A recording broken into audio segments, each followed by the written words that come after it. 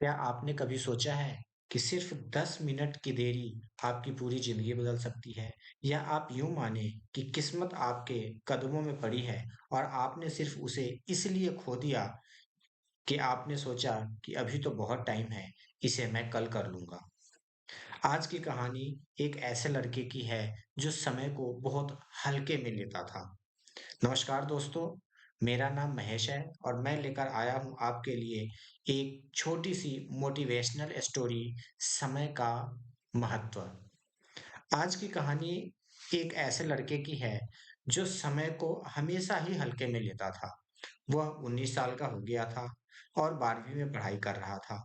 उसके माता-पिता बराबर उसे समझाते थे, बेटे थोड़ी सी पढ़ाई पे ध्यान दे ले, तू समय की महत्व को समझने की कोशिश करो।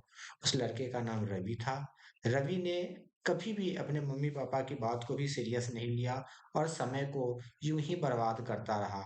वो जैसे-तैसे करके जब 12वीं पास हो गया, 12वीं पास होने के बाद वह आगे की पढ़ाई करने के लिए शहर में गया, घर से दूर गया। वहाँ पे वो एक कमरा लेके, रूम किराए पे लेके वहाँ रह रहा था और अपनी पढ़ाई कर रहा था। बट घर पे तो मम्मी-पापा 4 बातें कह के ज़बरदस्ती कर के पढ़ा के उसको 12वीं करवा दिया। लेकिन जैसे वो घर से दूर जाके रहने लगा, तो उसके अंदर वो पढ़ाई की जुनून थी नहीं। वहाँ तो वो अकेला मस्त मौला, ना कोई रोकने वाला, ना कोई टोकने वाला।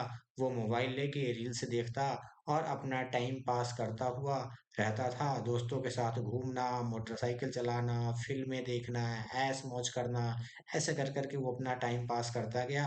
और मानो कि जैसे ही वो घर से बाहर पढ़ाई के नाम से गया था, पढ़ाई उससे कोसों दूर होती चली गई। एक दिन वह ऐसे ही बैठ के मोबाइल पे कुछ रील्स देख रहा था, रील्स को भगा रहा था, तभी थोड़ी देर बाद रील्स देखते-देखते किसी का फ़ोन आ गया उसके मोबाइल पे और उसने जैसे ही फ़ोन उठाया और बात किया, तो वह फ़ोन उसके दोस्त का था। सामने से जो उसका दोस्त था रमेश, उसने बोला, "हाय रवि, कैसे हो?" रवि ने कहा, "हाय रमेश, कैसे हो? आज कैसे याद किया?"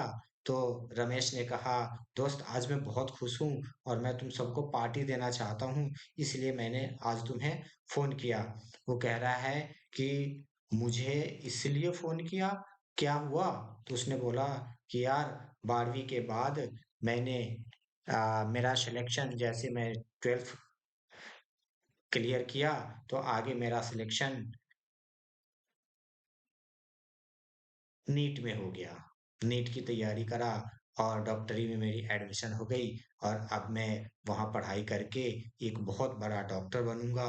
जैसे ही ये सुना उसने, सूनते ही रवि की पैरों तले ज़मीन खिसक गया।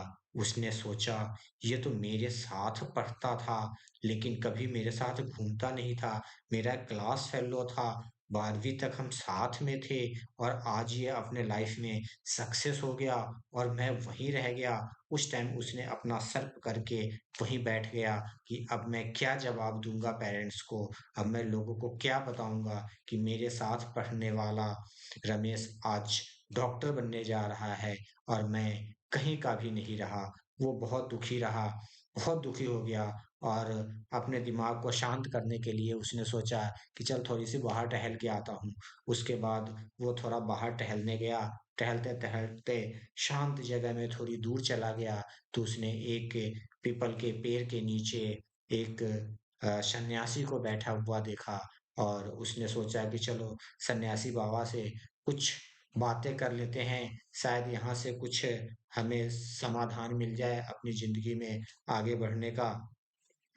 सन्यासी बाबा के सामने वो बैठ के उन्हें प्रणाम किया और बोला, "बाबा मैं बहुत बेचैन हूँ, अब समझ नहीं आ रहा कि मैं क्या करूँ?"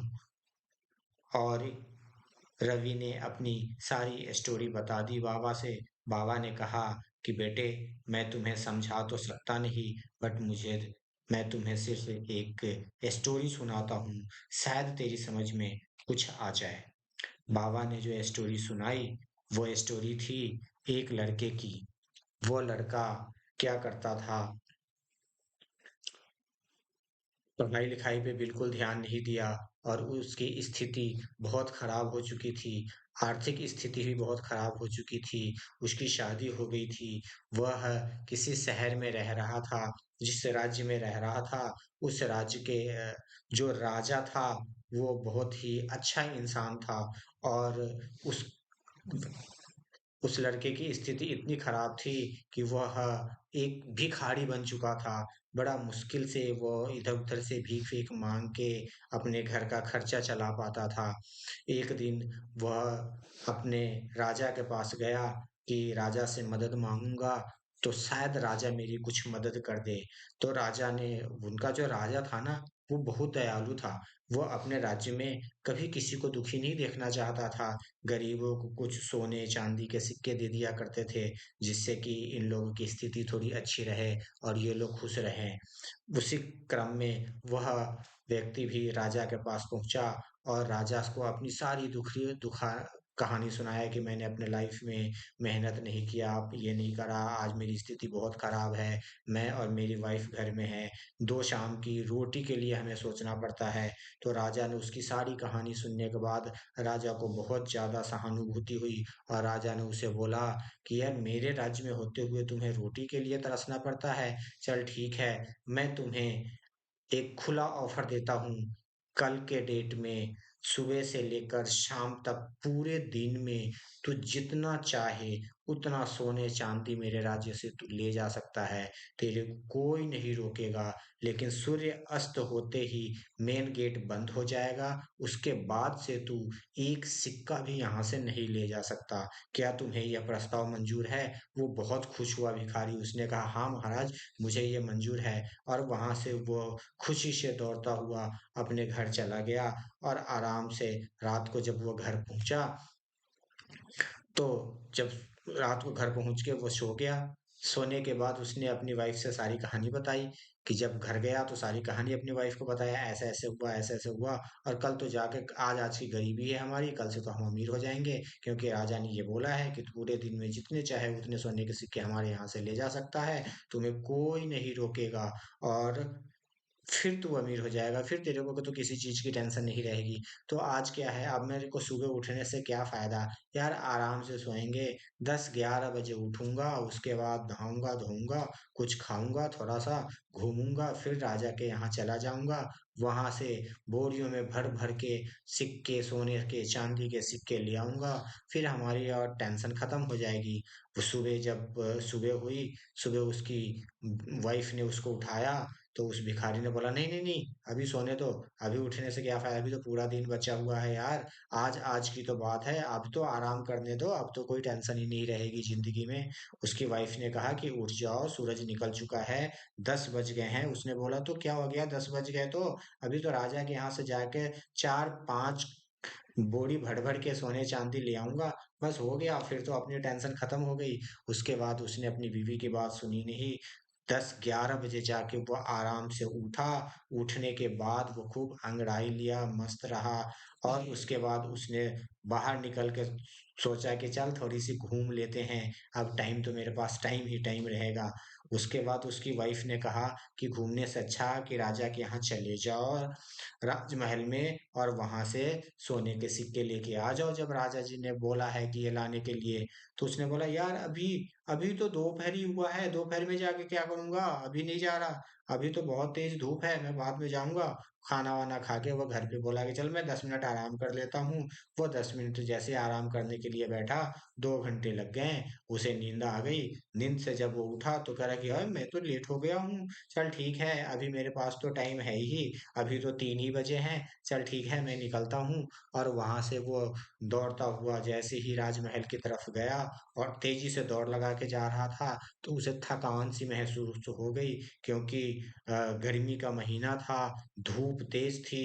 वो थक गया और रास्ते में एक पेड़ मिला, काफी बड़ा पेड़, पत्ते वाला था, बिल्कुल नीचे की छाया, ठंडी शीतल हवा वहां मिल रही थी। वो उस पेड़ के नीचे बैठा और सोचा कि चल यार, अभी तो सूरज डूबने में बहुत टाइम है, थोड़ा सा यहाँ बैठ के मैं आराम कर लेता हूँ। इसके बाद मैं राजमहल जाके और वहां से सभी सोने चांदी जितने मर्जी उतने भर के ले आऊंगा। और वो जैसे ही वहां पे उस पेड़ के नीचे सोया कि चल थोड़ी देर 10 मिनट के लिए आराम कर लेता हूँ, फिर मैं चला जाऊंगा। और 10 मिनट के लिए जब वहां पे सोया तो उसे नींद आ गई, गहरी नींद आ गई। और वो सपने में घूमने लगा कि मैं राजा के यहाँ गया, मैंने बोरी में भरा और उसे मैं लेके आ रहा हूँ, पैसे सोने चांदी को।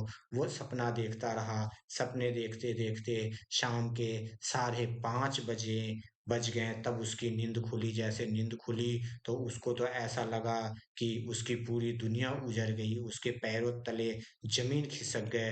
वो वहां से भागता हुआ राजमहल पहुंच गया। जैसे ही राजमहल दौड़ दौड़ के जाए पहुंचता गया, जो मेन गेट था, मेन गेट का जो प्रहरी था, वो गेट बंद करने ही वाला था क्योंकि सूर्य अस्त होने वाला था। जैसे ही वह गेट के पास पहुंचा, सूर्य अस्त हो गई और उसने गेट बंद कर दिया। भिखारी ने बोला कि मुझे अंदर जाना है। महाराज ने बोला है कि तुम जितने चाहो उतने सोने चांदी के सिक्के ले जा सकते हो। तो प्रहरी ने बोला, बिल्कुल सही कह रहे हैं, और यह महाराज का आदेश था कि आज पूरे दिन में तुम चाहो जितने मर्जी उतने सोने चांदी ले जा सकते थे। लेकिन महाराज का यह सख्त आदेश था कि जैसे ही सूर्यास्त होगा मेन गेट बंद कर देना, उसके बाद उसको एक सिक्का भी नहीं मिलेगा। अब देखो सूर्यास्त हो चुका है, अब तुम्हारा टाइम अब ऑफ हो गया है और गेट बंद हो गया।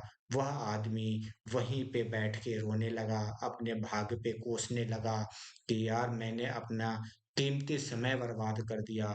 उसने समय की महत्ता नहीं समझी। काश वो समय को समझता कि यह समय की क्या वैल्यू है। एक एक मिनट की यदि वो वैल्यू समझता तो उस दिन वो अमीर व्यक्ति बन जाता एक दिन में, क्योंकि ऐसा मौका हर किसी को नहीं मिलता। और यदि समय की महत्व नहीं समझोगे तो पूरी जिंदगी तड़पते रह जाओ, पूरी जिंदगी परेशान रहो, लेकिन कुछ नहीं हो सकता। तो राजू, वो जो लड़का था, महाराज ने कहा, सन्यासी ने, भाई कहानी तो यही है, आगे की कहानी समझो तो भला, ना समझो तो भला, समय तो बेशकीमती है। अब तुम्हारी समझ में क्या आया क्या नहीं आया वो तुम खुद सोचो। उस लड़के ने सोचा, यार कितना कीमती समय उस भिखारी ने खो दिया। अब वो भिखारी की जगह अपने आप को रख के सोच रहा था, यार मैंने कितनी बड़ी गलती की। जब मैं घर पे था मम्मी पापा रोज कहते थे कि बेटे तू समय को बर्बाद मत कर, नहीं तो तुझे आगे चल के पश्चाताप करना पड़ेगा, क्योंकि जो समय एक बार निकल जाता है वो दोबारा कभी वापस नहीं आता। ये तुम्हारा गोल्डन समय है। इतना बढ़िया समय है कि जहाँ तुम अपने लाइफ को बना सकते हो, तुम खूब अच्छे तरह से अपनी जिंदगी को सजा सवार सकते हो, तुम पढ़ लिख के एक अच्छे सभ्य इंसान बन सकते हो, एक कामयाब इंसान बन सकते हो। लेकिन हमने उनकी किसी बातों पे ध्यान नहीं दिया। मुझे तो उस टाइम हमेशा ही यही लगता था कि यार मेरे मम्मी पापा तो बकवास करते हैं, बेफालतू को चिक चिक चिक चिक चिक चिक चिक चिक करते रहते हैं। और जैसे ही मैं वहां से घर से बाहर पढ़ने आया तो मुझे बड़ा सुकून की जिंदगी महसूस हुई। ना कोई रोकने वाला, ना कोई टोकने वाला। जितनी मर्जी उतनी सो, जितनी मर्जी उतनी उठो, जो मर्जी वो करो। बट आज जब मैं लाइफ में सक्सेस नहीं हूँ और मेरे दोस्त सक्सेस हो चुके हैं लाइफ में, तब मुझे अपने गलतियों का एहसास हो रहा है। लेकिन कहा गया है कि अब पछताए होत क्या, जब चिड़िया चुग गई खेत। दोस्तों, ये वही बात है, समय रहते ही अपने आप को संभाल लेना चाहिए, क्योंकि समय कभी किसी के लिए नहीं रुकता है। आपको समय के साथ बढ़ना पड़ेगा, आपको अपने आप को बदलना पड़ेगा। यदि आप नहीं बदलोगे तो समय बदल जाएगा, और समय चाहे तो आपको बदल देगा या वह आपको बड़ा बना देगा। यदि आपने समय के साथ बढ़ा तो यदि आप समय के साथ नहीं गए, तो वो आपको बिल्कुल नीचे गिरा देगा। आप किसी लायक नहीं बच पाओगे। इसलिए दोस्तों, मैं तो यही कहना चाहूँगा आप लोगों से, समय रहते समय का महत्व समझ लीजिए। यह समय बेशकीमती होता है, कभी भी इसे बर्बाद नहीं करना चाहिए। और जो भी बच्चे अभी पढ़ाई में हैं, कृपया वो अपनी पढ़ाई पे बहुत ध्यान दें, क्योंकि आपकी ज़िंदगी आप ही सँवारें, आपकी ज़िंदगी आप ही बिगाड़ें। किसी को ना तो कोई सँभाल सकता, ना किसी को कोई बिगाड़ सकता। जो करना है, खुद करना है, क्योंकि ऊपर वाले ने सबको दिमाग देकर भेजा है कि अपने-अपने दिमाग को यूज़ करो और लाइफ़ में आगे बढ़ो। Thank you.